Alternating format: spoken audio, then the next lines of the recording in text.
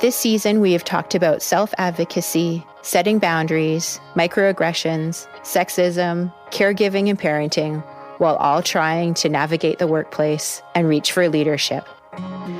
On today's show, we're going to be chatting about confidence and resiliency, strategies that we can use to build our confidence and keep filling our resiliency cup. This is Talk It Forward, brought to you by the Vancouver Board of Parks and Recreation with support from the City of Vancouver. And I'm your host, Carla Grimmin.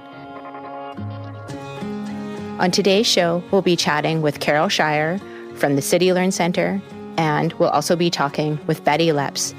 They'll both be sharing with us how they've had challenges with confidence and resiliency in their work careers. And our first guest today is Betty Lepps. Betty is the Director of Urban Relationships for the Vancouver Board of Parks and Recreation. Betty has more than 35 years working in community development, and she developed the first restorative justice court in Calgary.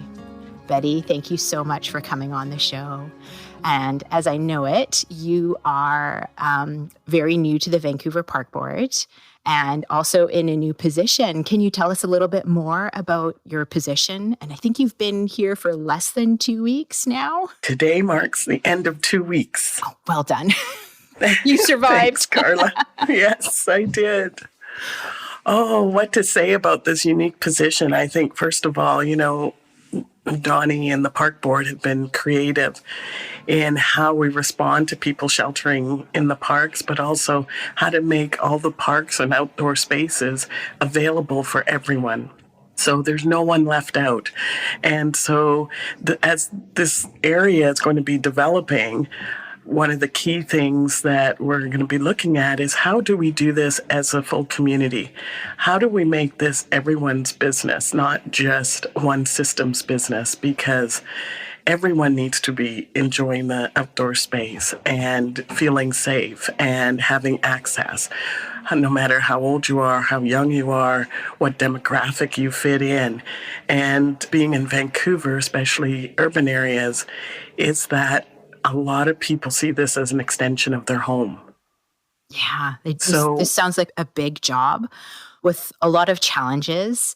And I'm wondering are you concerned about, as you navigate through this new challenging role and having to work with all of these different people in the organization, but also across the communities, are you worried about confidence or resiliency as you navigate through this? Always, because there's always going to be someone who's going to challenge you on something. And that's usually based out of fear.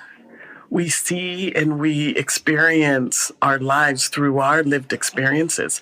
So sometimes the reaction is out of fear. So how do we switch that to have people trust us and to have people understand that we're working with them to provide the best space possible?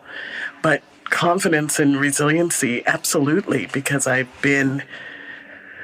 confidence has taken me a long time and it's still in play with all my intersectionalities. It's important that people recognize that my lived experience has not been a whole lot about trust as well.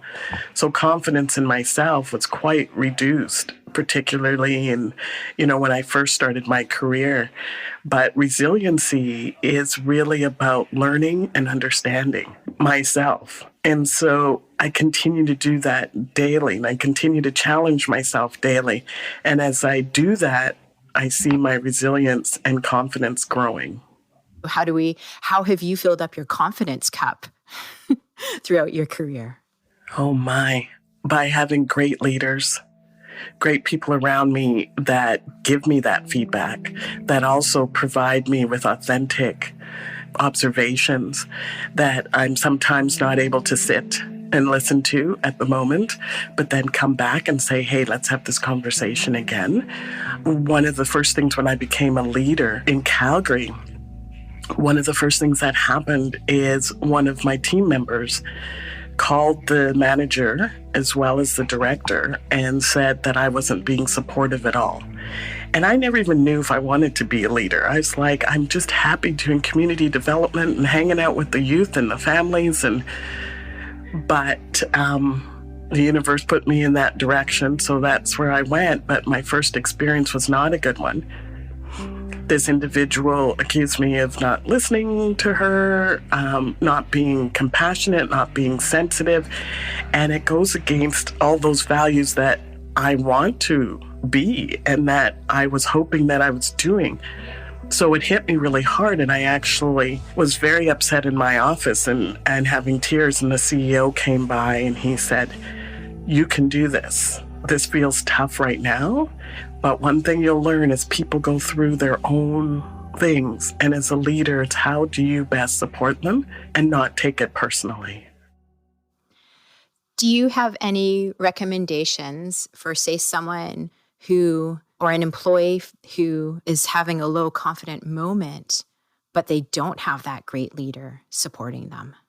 Because that unfortunately happens sometimes, where an employee is received feedback, it wasn't very positive, and they don't have that support from a leader. How can that individual, how can that employee fill up their confidence cup after they've had, this low self-esteem moment?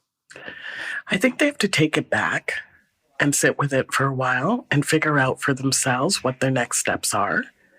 And that may be building that confidence enough to go to your leader and say, "Oh, when you said that, this is what made me feel like this." And I always say, practice, practice, practice. Practice with those that you love, those that you trust, and say, "What does this sound like? I felt this way, but I don't know, maybe it wasn't, intentional." So connecting with those that you're close to and that you trust and talk about it, and then approach the situation and really be authentic about it. Because one of the things, Brene Brown speaks about a lot is boundaries, but also the stories we make up in our heads. So sometimes we're reacting to something that really is a story we've made up. And what we need to do is clarify that story. Mm-hmm. And once we get the clarification, we go, "Oh, okay, was totally not what I thought, but I took it that way." As I said before, Carla, it's really because of our own lived experiences. Yeah.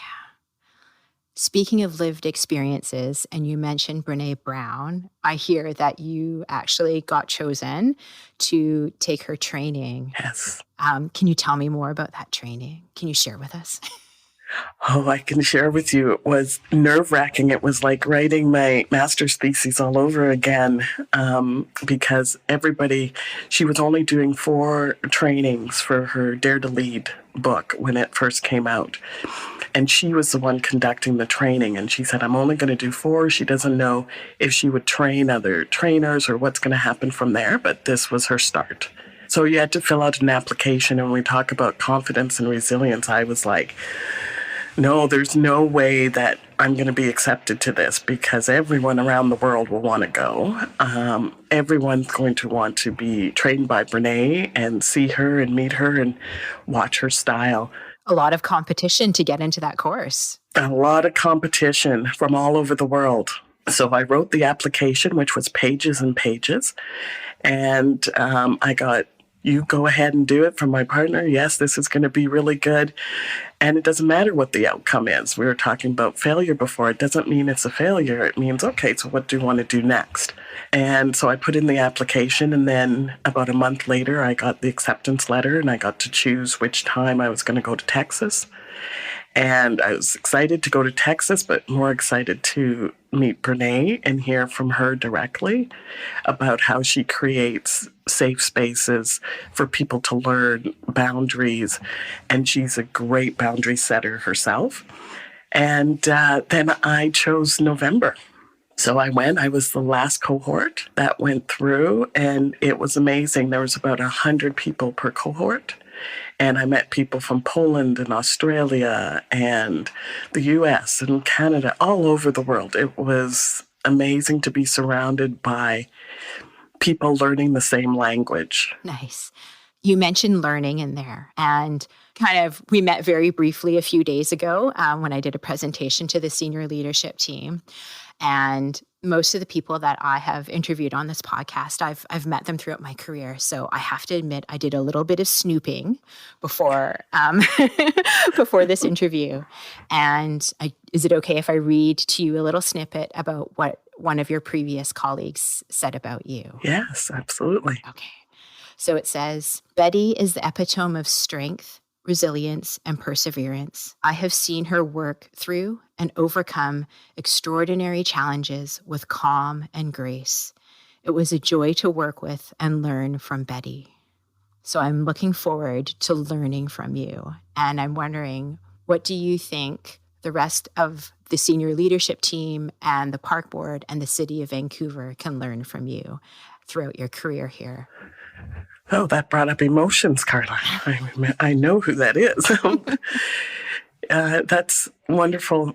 What my hope is that with my community development lens and the humanity of how we treat people, the diversity, the inclusion, the colonialism, looking at all of that, my hope is to bring that, how we look at people, how we address people, how we are part of that system, because everybody we touches us back.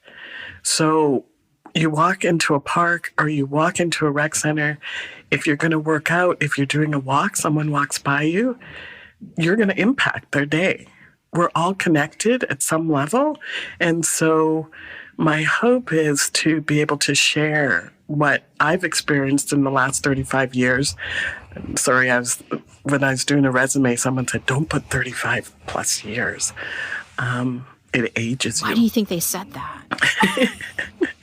I think they figure people think you're too old to start anything new. No, that brings experience to the table. And that's exactly what I hope to bring, is the experience, but I also hope to learn. And I'm doing that already in 2 weeks. What I'm learning from everyone is remarkable, and how that is going to be connected to the work that I do. And so this 35 years of experience, I'm sure you have a lot of tools in your toolkit. How do you think we can support and give more resilience to people of marginalized communities? Listen to them, listen to what they have to say, because their story is important to where they are today. And if we don't listen, and if they don't feel heard, we don't build the trust where we can share with them opportunities for them, if they wish those opportunities, for their well-being. But we can't come in with our own preconceived notions of what each individual wants. It's going to be different for everyone. So the systems in play in the last years, I've seen them change and grow, which is fantastic. But it's still built around a group.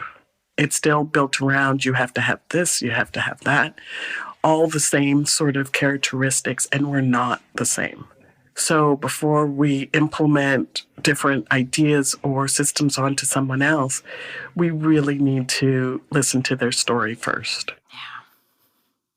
Yeah. I understand you have 2 nieces. Yes. They're quite young. What advice have you given to them as they start developing their careers? And what advice would you give to other young women that are starting to develop in their careers when they are feeling, lacking confidence and resiliency? Wow. They're amazing young women. For me, it's about listening to them again, but also sharing with them my reality and what's happened, so they understand that, and they're able to know how important their voices are. That what I've learned in the last probably 10, 15 years, I used to say, they've taken my voice away, but it's not that. I gave it away. And someone had pointed that out to me, and I went, oh, you're right. Because of who I am and what my life experience has been, I gave it away. So I said, I tell them, don't give it away. Use your voice, because it's going to impact more than you think. You mentioned your reality. What is your reality? Ooh, what is my reality? And you said that at one point you had your voice taken away. How did it get taken away? And how did that make you feel? Well, I think that's what I learned from that it wasn't taken away. I gave it away. Being a Black woman, a lesbian Black woman with all the intersectionalities, I was afraid. I was afraid to speak up because maybe I wouldn't be heard. Maybe they won't take my ideas. Maybe it'll be silly. So really, how I got through those times was I kept saying, they're taking my voice away. But when I was talking to someone, they had said to me, or are you giving it away? And that's what I mean about communication and getting resilience and confidence. It takes those people to say those things. And then I went introspectively and went, oh my God, yeah, I am. Based on my reality at the time, I didn't think my voice was important. So what do I have to give? Today, it's very different. Yeah. Was there a shift when sort of a light bulb went off and said, hey, you know what, my voice is important? What changed? I think the first time that I said something and decided to, okay, I'm sitting in a boardroom and everyone in the boardroom was white, and I had a thought and I put it out on the table and people said, oh, that's great. How do you see us moving that forward? And I was like stuck because I was like, oh my God, I don't even know. I didn't think that far. I just wanted to put it out there and see what reaction. And not that we always need that positive reaction, but just being able to ground myself. And one of the things I do is put my feet solid on the ground if I don't feel grounded. And then I asked my question and I made a statement and it was received really well. And again, that's where I thought, this is the stories I make up in my head, which I never clarified. So it's again, we need to clarify those stories before we start saying my life is, I don't have the confidence to do any of this. Yeah, just putting out those ideas and knowing that even if your idea isn't accepted, but it might spur someone else to have an idea to grow upon that original idea. And at that board table, you can have that conversation and grow from there. Absolutely. So, Betty, I was wondering, what advice would you have for someone, or what do you do to stay positive as we're going through this pandemic and, this heavy workload and all of this change? Wow, it's been tough. And I think it's been tough for many people. And I know people around me, mental health has decreased. Just the ability to stay positive and think what's next has been difficult for many, including myself. I moved from Calgary to Vancouver in the middle of the pandemic, I think the third wave. And so it really is about building that support system that you need and ensuring that you continue. And I know this, I said this so many times, but conversation is so critical. Whether you're feeling great, whether you're not feeling great. And so for me, it's really to surround myself with people and good food that, fill me up. What's your favorite food? Oh my goodness. Well, I was born in Guyana and my brother lives in Poco and he had a food truck for a while.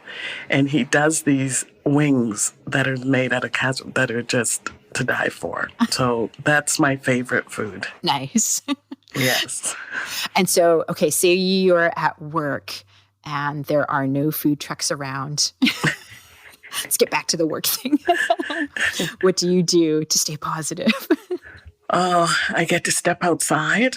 I get to walk around. I get to go sit on a bench. I get to call my wife and say, how's your day? And maybe say, mine is going like the day is just flying by and I have so much to do. And hear her voice say, okay, do what you can. And I go, okay, that's the permission I needed. Nice. But doing all those things and looking at the birds, just spending time with bringing my blood pressure down and my, the anxiety that may be coming because of something that's due or I'm right now I'm in the learning mode, right? And it feels like there's so much learning. So it's about taking a step back and going, okay, what do I need to do now? What do I need to do for today? Have you ever been vulnerable at work? And I'm asking this because quite often when women are in a leadership position, there's been this assumption that to be a leader, you have to be strong and you have to put on this tough face and you can't cry at work. And I think that's shifting. I hope that is shifting. And showing vulnerability at work is okay now. Have you ever had one of those moments? And how did that make you feel? And how did those around you react? Yes, I've had several of those moments because when you talk about confidence, and I say it's probably the last 10 years I really stepped into my confidence.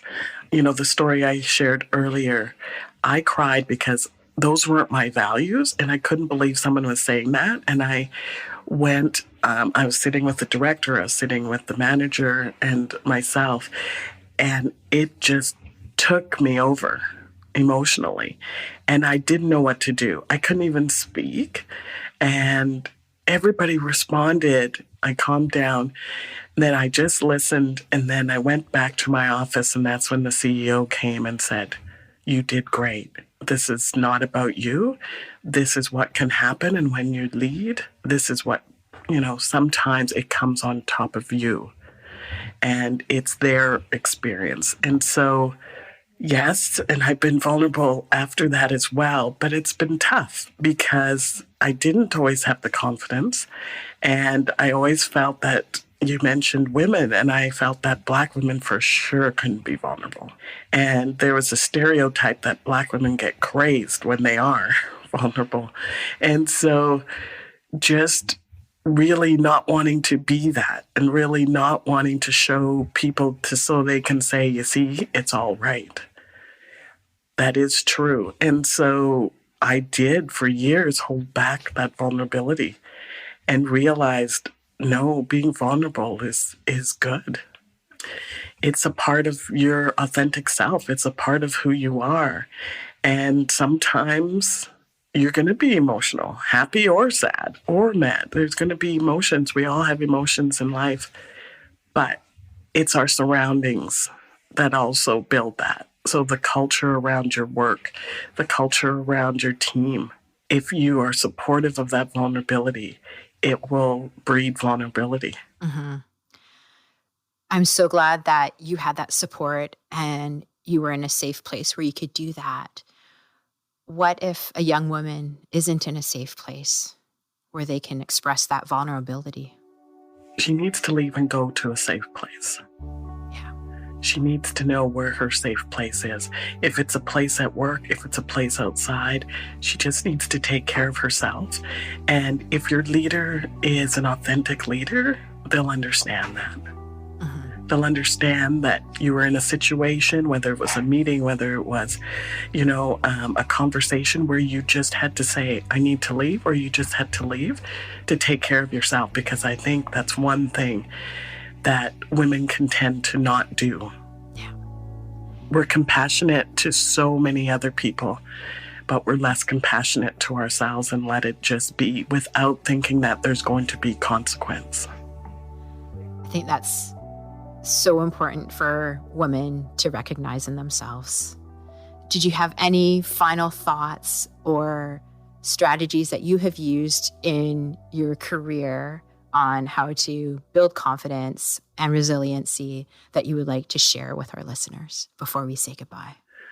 I think to continue to challenge yourself, continue to be curious about you and how you respond to things, and know who you are authentically, and be able to address that for yourself, not for anybody else, but for yourself. Know what your values are, know where you stand, but also be open to hearing others, hearing what they're doing, hearing their story, all of those pieces.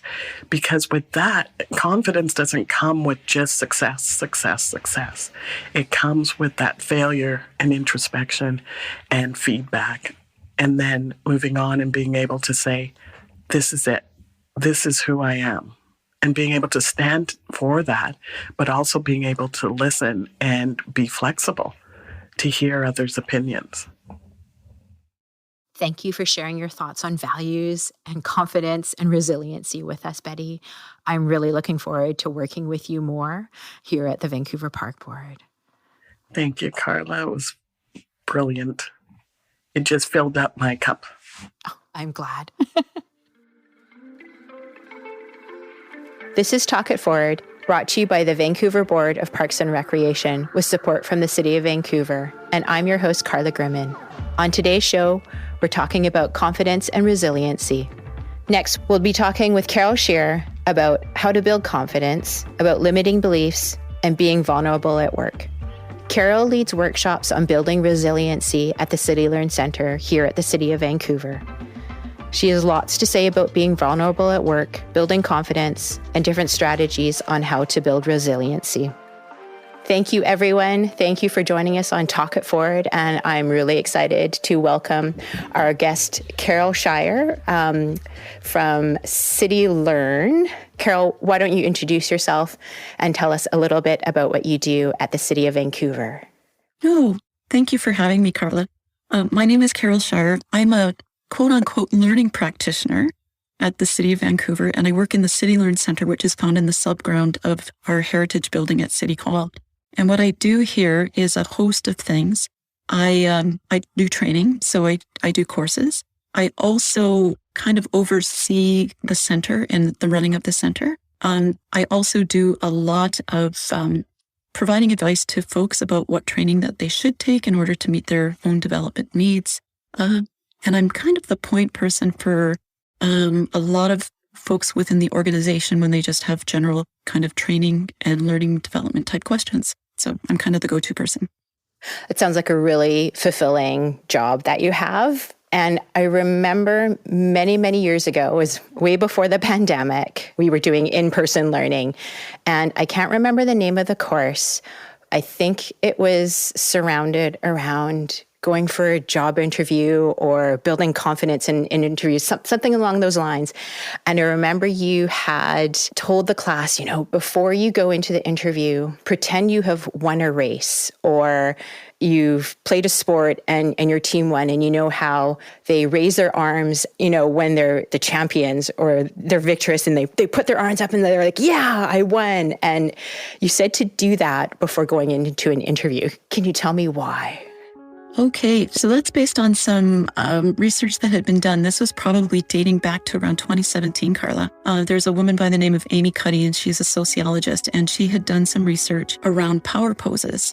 And basically that if we did certain things, like if you think about the Wonder Woman pose, where you're actually standing with your feet slightly apart, your hands on your hips, or if you have run a race or you're feeling like you've made a victory, like when you put your arms over your head, that's kind of the victory pose. And those are all things that are kind of positions of power. So if we do those things prior to going into a situation, just quietly before we go into a room where you might be having to do a bit of a presentation, it can kind of infuse you with that feeling of confidence. It's kind of interesting because she actually did research, and then what happened was those results couldn't be replicated by another party. So there has been a bit of a dispute about whether or not it is a true phenomenon based in science. But I do find that it's not dissimilar to, I use the metaphor of if you're going out for a hike and you happen to encounter a bear. One of the worst things for you to do is to run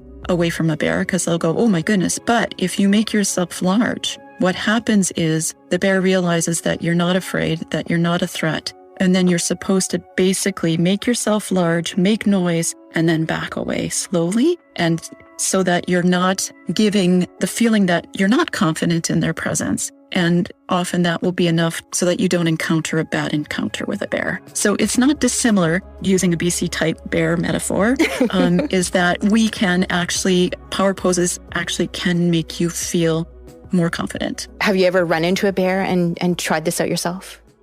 It's interesting. We have run into bears. Oh my goodness. We had an encounter with a grizzly and 3 cubs when we were in Assiniboine Provincial Park many, many years ago. What we did was, it was my daughter who was the first to encounter it. We were in a line. She stopped. She said, there's a bear. My husband said, okay. My son wanted to take a picture. I said, no bloody way. And then what we did is we sang the bear song to the bear. The other day, I met a bear, a great big bear, away out there. Mom saw that we weren't a threat. She very nicely led her cubs off the trail and up into the woods. My husband said, "Take the kids and go." And I said, "I love you," because I wasn't sure if that was the last time I would see my husband again. And it was actually an okay encounter, but this was a bear who was actually accustomed to seeing quite a few people in that setting because it was a provincial park. So she behaved nicely and we were okay. Well, I'm glad everything turned out. Can you tell me more about limiting beliefs? What are they and how can we combat them? Limiting beliefs sound like I'm not good enough. I can't. I won't. Rather than I am or I can do that. There's the metaphor you can also use of almost like an anchor that can be holding you down or holding you back. So what is it that's holding you back? And often it's your own thoughts. So it's noticing those and turning them around and actually leaning into the discomfort of what can be a limiting belief, allowing yourself to try it and be okay with whatever it is that could be new. And one of the most powerful ways that we can grow is by making a mistake and learning from it.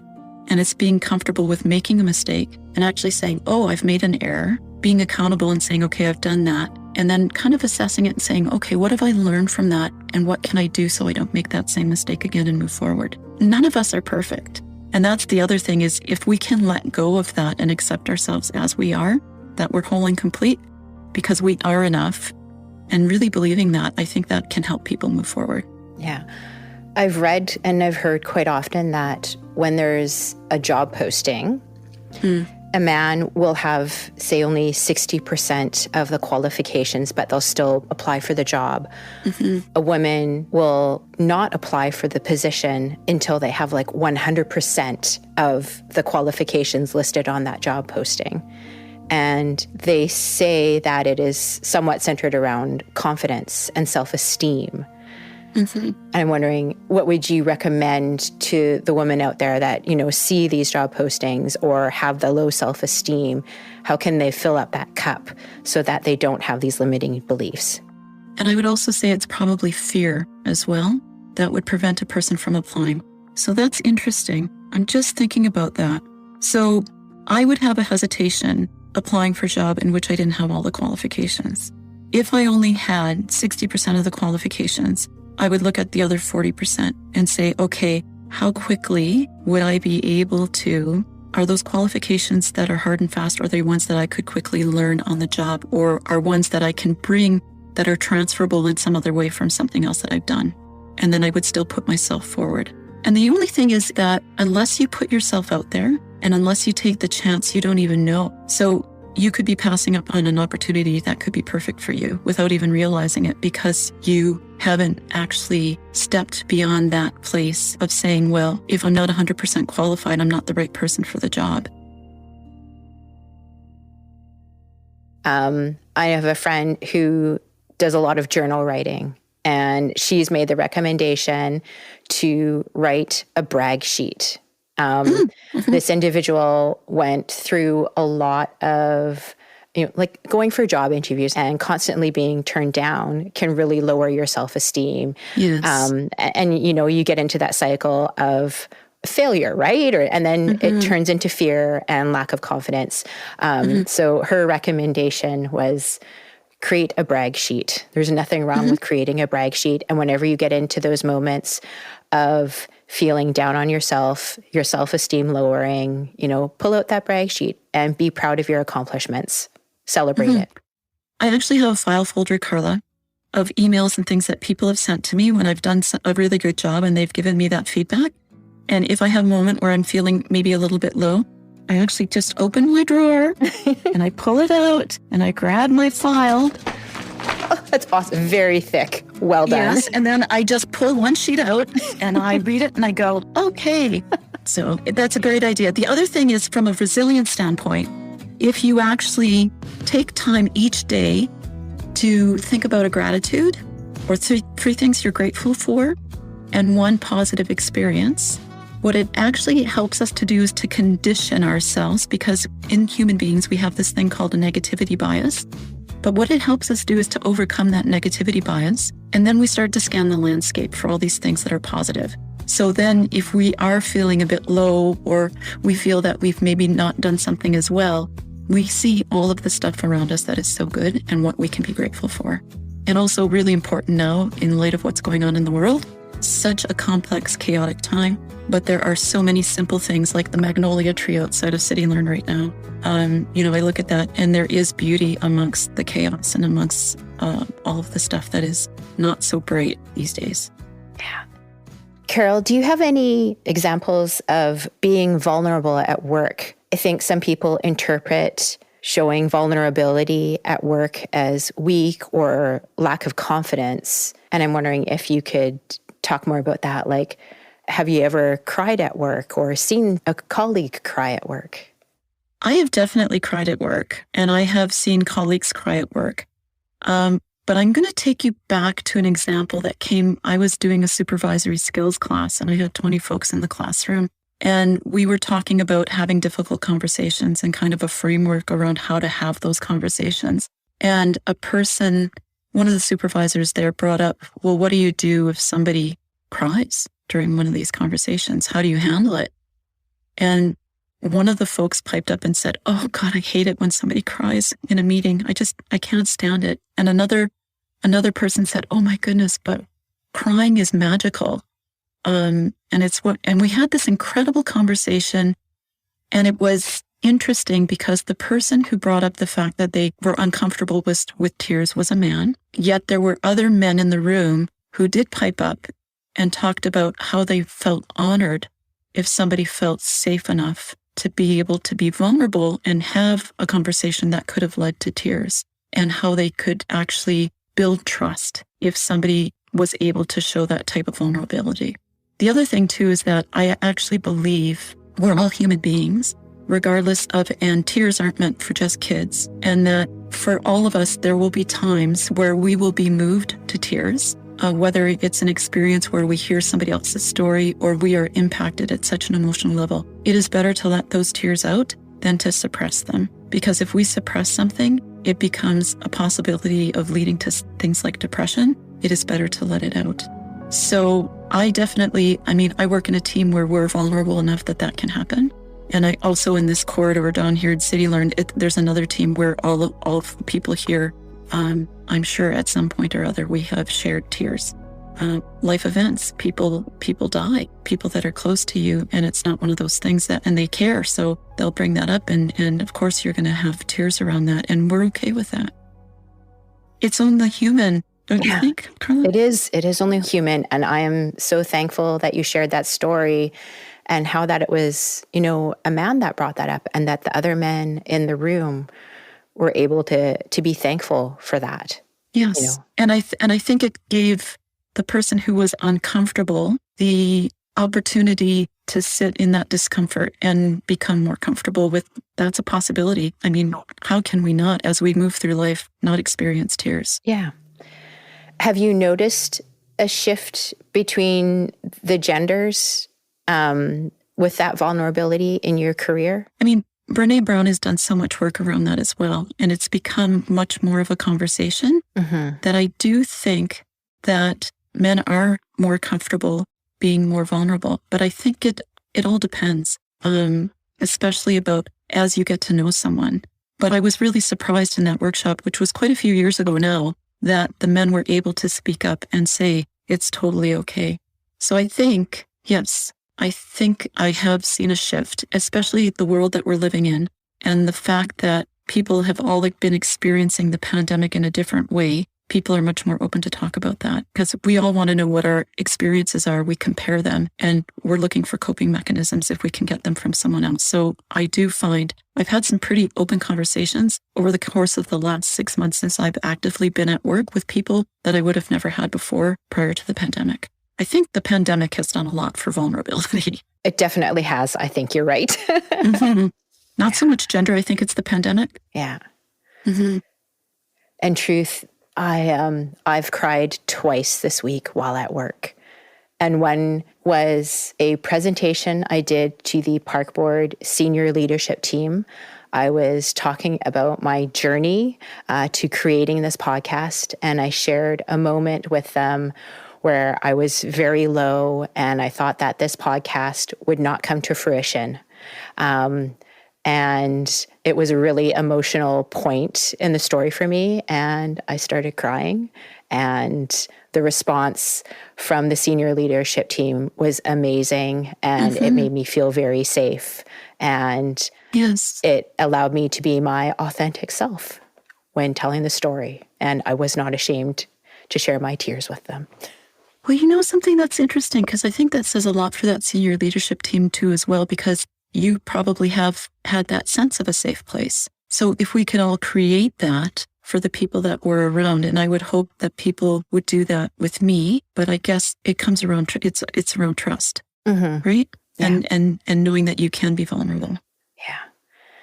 Thank you so much for, popping on and chatting with us about confidence and resiliency and sharing with us your bear story. I'm glad you all survived it.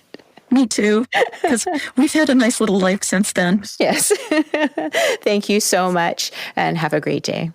Thank you, Carla. This has been Talk It Forward, brought to you by the Vancouver Board of Parks and Recreation with support from the City of Vancouver. Thank you for joining us on Season 1 of the show. I hope you learned a lot by listening through all the episodes. If you liked what you heard, please share it, and please give us a review. It has been an amazing experience and an amazing journey sharing these podcasts with you and sharing with you what Women in Leadership is all about, the barriers we face and how we're overcoming them, and the support that we are receiving.